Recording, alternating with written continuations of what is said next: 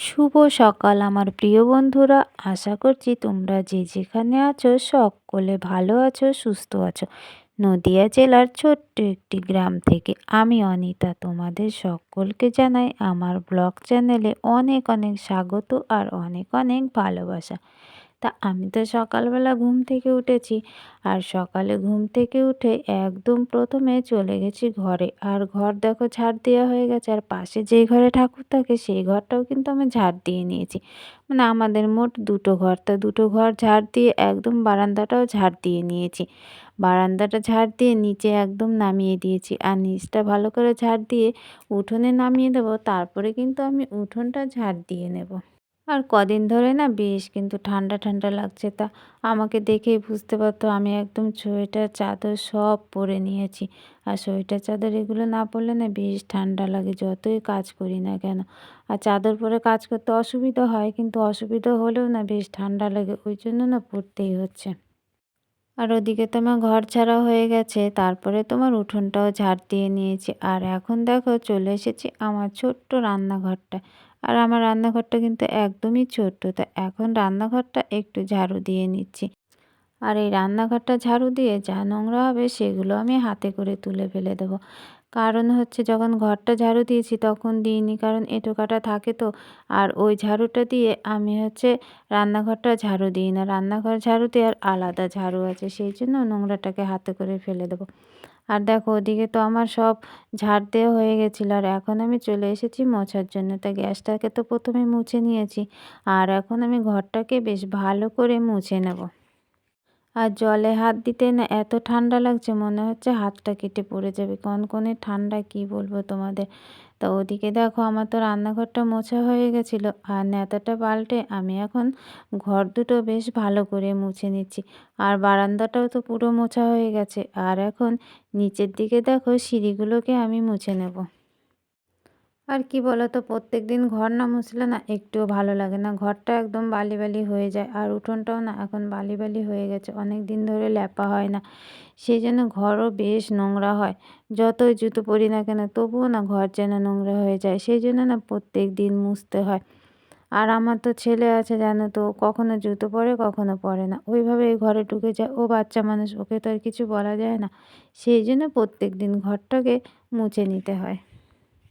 ওপরের সিঁড়ির ধাপটা তো মোছা হয়ে গেছে, এখন আমি নিচের সিঁড়ির ধাপটা মুছে নিচ্ছি। আর দুই সাইডে তো মোছা হয়ে গেছে, আর এদিকে ওদিকে দেখো মুছে নিচ্ছি। অতটা নোংরা নেই, কিন্তু তবুও না মুছলে না ভালো লাগে না।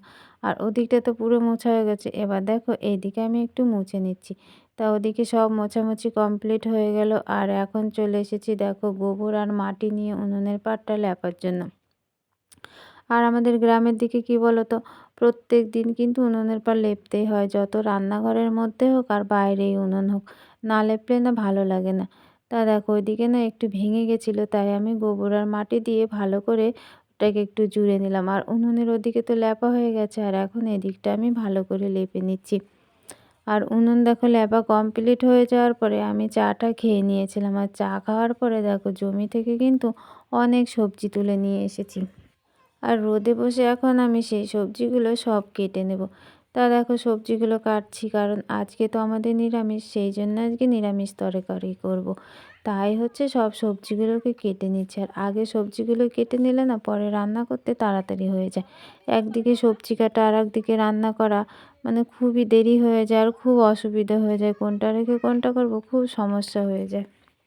আর সবজিতে দেখো আলু, বেগুন, ডাঁটা, মূলো, পালং শাক, মানে অনেক রকম সবজি আমি একদম কাটতে বসে গেছি। তা আমার সবজি তো কাটা কমপ্লিট হয়ে গেছিলো, আর আমি দেখো এখন রান্নাঘরে চলে এসেছি। আর বেগুনও কেটে নিয়েছিলাম, বেগুন ভাজা হবে, তাই এখন বেগুনে কিন্তু নুন হলুদটা মাখিয়ে নিচ্ছি। আর উনুনটা কিন্তু আমি ধরিয়ে দিয়েছি, আর কাঠগুলো দিয়ে দিয়েছি। আর কড়াইয়ে তো তেল দিয়ে দিয়েছিলাম, তেলও গরম হয়ে গেছে, তাই এখন বেগুনগুলো আমি সব দিয়ে দিয়েছি। আর এগুলো তো আমাদের গাছের বেগুন, অল্প তেলে না একদম খুব তাড়াতাড়ি ভাজা হয়ে যায়। মানে বাজার থেকে বেগুন আনলে মানে ভাজতে অনেকটা দেরি লাগে, কিন্তু আমাদের বেগুনগুলো না বেশ তাড়াতাড়ি ভাজা হয়ে যায়। আর দেখো যে নিরামিষ তরকারিটা করব বলছিলাম, আমার তরকারিটা কিন্তু হয়ে গেছে। আর ভাতের হাঁড়িটা এখন আমি একটু উনুনে দিয়ে দিচ্ছি, মানে তলায় যদি কোনো ফ্যান ট্যান থাকে সেগুলো কিন্তু আগুনের তাপে হচ্ছে শুকিয়ে যাবে, আর ভাতটাও ভালো থাকবে।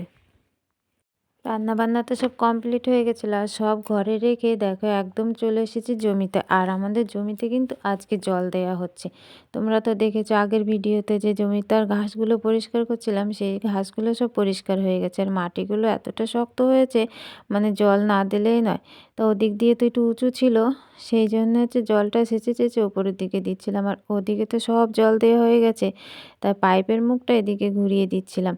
আর দেখো পাইপটা না এদিকে না দিলেই হবে না, কারণ এদিকে উঁচু তো, সেই জন্য টুকরো টুকরো পাইপে জল দিয়ে দিয়ে এদিকে ভিজিয়ে দেওয়া হচ্ছে। তা পাইপের মুখে দেখো আর একটা পাইপ আমি জুড়ে দিচ্ছি।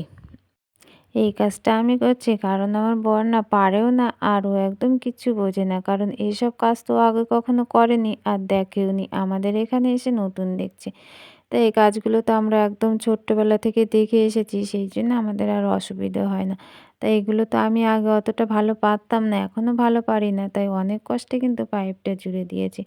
আর দেখো আমাদের পুরো জমিতে জলও হয়ে গেছে। আর দেখো 3টে বক এসেছে, অনেক পোকামাকড় উঠেছে তো, তাই সেই পোকামাকড়গুলো খাওয়ার জন্য। আর ওই যে দেখছো আমার কোলে গুড্ডি সোনা না জলে নেমে যাচ্ছে বারবার, সেই জন্য ওকে কিন্তু আমি কোলে নিয়ে আছি। আর ওই যে ওখানে আমার বর দাঁড়িয়ে রয়েছে, আর বেড়ার ওই পাশে কিন্তু যে আমাদের পাশের বাড়ির বৌদি দাঁড়িয়ে রয়েছে। অনেক দিন ধরে ভাবছিল এই জমিটায় জল দেবে, কিন্তু আমাদের হচ্ছে মেশিনটা খারাপ হয়ে গেছিলো, তাই আজকে সারাই করে আজকেই জল দিতে শুরু করেছে। বেশ ভালোই হয়েছে, তাড়াতাড়ি কাজটা হয়ে গেল। সামনের দিকে আর অল্প একটু জমি আছে, ওটুকু ভেজালেই আমাদের ভেজানো হয়ে যাবে।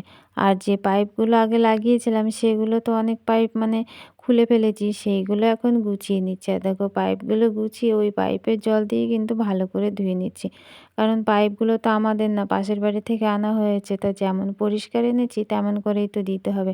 তাই ছোট ছোট পাইপগুলো হচ্ছে ভালো করে ধুয়ে একদম বান্ডিল করে বেঁধে দিয়ে আসতে হবে। তা এদিকে তো দেখো আমাদের সম্পূর্ণ জমিতে জল দেয়া হয়ে গেছে, আর এখন চলে এসেছি পাশের জমিতে, মানে আমার সবজির বাগানে। এটা হচ্ছে আমার নিজে হাতে তৈরি করা সবজির বাগান। তা দেখো এইদিকে কিন্তু মূলো রয়েছে, আর ওইদিকে হচ্ছে কপিতে আমি জল দিচ্ছি, মানে বাঁধাকপি আর ফুলকপি ওদিকে রয়েছে। তা মূলোতে জল দিলে তো নষ্ট হয়ে যাবে, সেই জন্য ফুলকপি আর বাঁধাকপি টমেটোগুলোতে দিয়ে দিচ্ছি। আর এদিকে দেখো পালং শাকে কিন্তু আমি থালা দিয়ে মানে ছিটিয়ে ছিটিয়ে দিচ্ছি, কারণ একটু উঁচু তো, তাই হচ্ছে দেয়া যাচ্ছে না।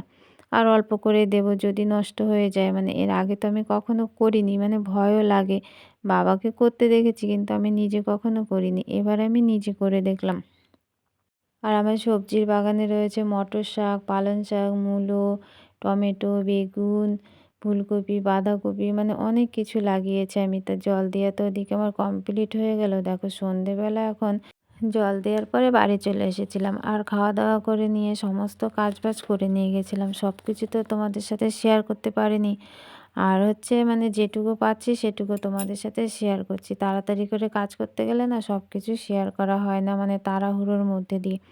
আগের দিনের না কিছুটা ছোলা ভেজানো ছিল, তাই ওগুলো না অঙ্কুর বেরিয়ে গেছে, তাই গুড্ডি সোনার পাপা বলছিল ছোলাগুলো একটু মাখা করো, বসে খাওয়া যাবে। তা দেখো আমি বাটিতে ছোলাগুলো নিয়ে নিয়েছি, আর আমি কিন্তু ছোলাগুলোর মধ্যে দিয়ে দিয়েছি টমেটো, শসা, পেঁয়াজ, এগুলো কুচিয়ে দিয়ে দিয়েছি, আর একটু লঙ্কা দিয়ে দেবো, আর লবণ দিয়ে একটু লেবু দিয়ে ভালো করে মেখে নেব, তাহলে কিন্তু খেতে বেশ টেস্ট লাগবে। লেবু কিন্তু বেশি ছিল না, এক টুকরো লেবু ছিল, সেটুকুই দিয়ে দিলাম। দিনের বেলা হলে গাছ থেকে একটা তুলে আনা যেত, কিন্তু এখানে তো ছিল না, তাই হচ্ছে যেটুকু ছিল সেটুকু দিয়েই আমি এখন নাড়াচাড়া করে নিচ্ছি। তাই চলো আজকের মতো ব্লগটা এখানে শেষ করছি। তোমরা সকলে ভালো থেকো, সুস্থ থেকো। যারা নতুন বন্ধু হয়ে আমার এই ব্লগটি দেখছো তাদের পাশে থাকার জন্য অনুরোধ করছি। দেখা হবে তোমাদের সাথে পরবর্তী একটা ব্লগে। টাটা বন্ধুরা, গুড নাইট।